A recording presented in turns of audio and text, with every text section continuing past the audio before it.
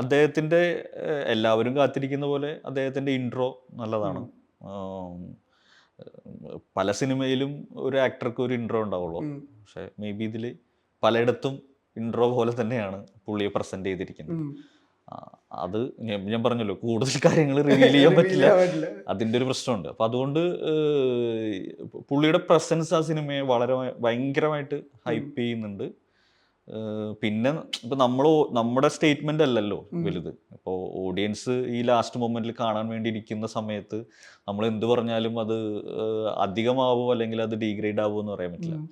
അപ്പോൾ അതുകൊണ്ട് ഞാൻ അത്തരം കാര്യങ്ങളിലേക്ക് പോകുന്നില്ല. അത് അതിൻ്റെതായിട്ടുള്ള സിനിമ ഡിമാൻഡ് ചെയ്യുന്ന പ്രോസസ്സിൽ തന്നെ അദ്ദേഹം ഒന്നിലധികം സർപ്രൈസുകൾ ഉണ്ട്. ഇപ്പൊ ക്യാരക്ടേഴ്സ് അടക്കം ഇപ്പൊ നമ്മള് ക്യാരക്ടർ പോസ്റ്റേഴ്സ് വന്ന ഒരുപാട് ക്യാരക്ടേഴ്സ് ഉണ്ട്. പക്ഷെ അതിന്റെ അപ്പുറം നിങ്ങൾ മേക്കപ്പ് ചെയ്തിട്ടുള്ള ഒരുപാട് സർപ്രൈസുകൾ എംപുരാനിലുണ്ടോ?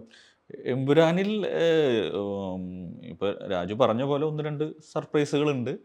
അത് പല രീതിയിലും ട്രോളായിട്ടും പല രീതിയിലും ആളുകൾ അത് എൻജോയ് ചെയ്തിട്ടുണ്ട്. പക്ഷെ മേ ബി റിവീൽ ചെയ്യാത്ത ചിലപ്പോൾ ഒരു 1-2 ക്യാരക്ടർ ഉണ്ടാവുമായിരിക്കും.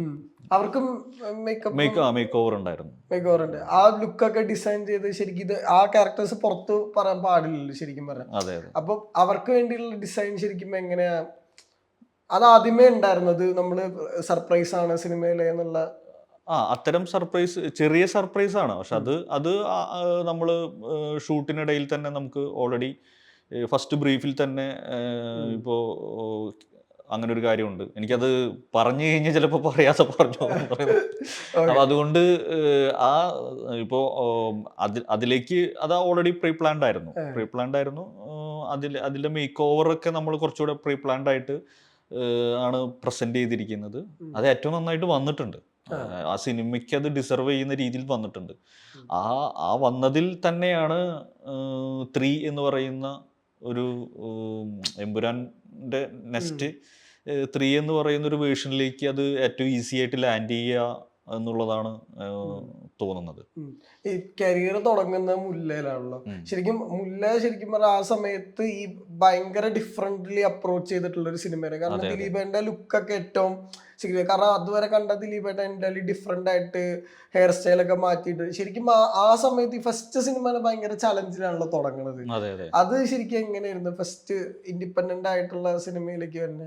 അത് ശരിക്കും പറഞ്ഞു കഴിഞ്ഞാല് ഞാൻ ഇൻഡിപെൻഡന്റ് ആയ സമയം എന്ന് പറയുന്നത് എനിക്ക് 2006-2007 ആ കാലഘട്ടത്തിൽ ഒരു ടെക്നീഷ്യൻസ് ഇൻഡിപെൻഡന്റ് ആവുമ്പോൾ ഭയങ്കര സപ്പോർട്ടാണ്. വളരെ കുറച്ച് ആളുകളെ ഇൻഡിപെൻഡന്റ് മേഖലയിലേക്ക് വരികയുള്ളൂ. അത് ഈവൻ ഡയറക്ടേഴ്സ് ആയാൽ പോലും എല്ലാവരും കംഫർട്ട് സോണിൽ വർക്ക് ചെയ്യാൻ ആഗ്രഹിക്കുന്നവരാണ്. അതായത് അത് ചെയ്തു കഴിഞ്ഞാൽ പിന്നെ അവർക്ക് പിന്നെ താഴോട്ട് വരാൻ പറ്റില്ല. പിന്നെ ഇന്നത്തെ കാലത്തെ ആ ഒരു കംഫർട്ട് സോണൊന്നും അന്നില്ല. അപ്പം അതുകൊണ്ട് ഇപ്പോൾ ഈവൻ നമ്മൾ ഇൻഡിപെൻഡൻ്റ് ആക്കിയത് ലാൽജു സാറാണ്. വളരെ വളരെ പോപ്പുലർ ആയിട്ടുള്ള ഡയറക്ടറാണ്.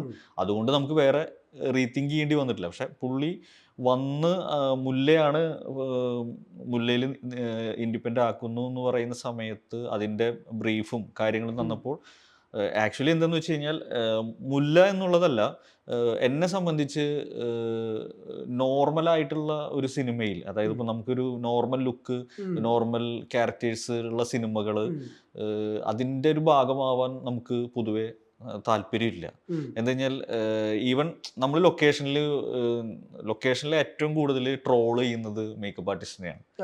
എന്താന്ന് വെച്ച് കഴിഞ്ഞാൽ എവരി ഡയറക്ടർ എല്ലാവരും ജസ്റ്റ് അവരുടെ ജോലി കഴിഞ്ഞ് പാസ് ചെയ്യുന്ന, അതായത് അവരൊരു ഷോട്ടിൻ്റെ ഇടയ്ക്ക് ബ്രേക്ക് അല്ലെങ്കിൽ യൂറിൻ പാസ് ചെയ്യുന്ന സമയത്ത് മേക്കപ്പ് ആർട്ടിസ്റ്റ് വെറുതെ ഇരിക്കും. അവരുടെ ജോലി എല്ലാം കഴിഞ്ഞ് അവരിയ്ക്കുന്ന സമയമാണ്.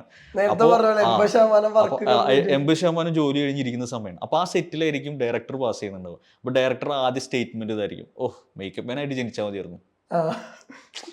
ഇത് ഈവൻ ഏറ്റവും കൂടുതൽ കേട്ടിട്ടുള്ളത് ഞാൻ ലാൽജു സാറിൽ നിന്നാണ്.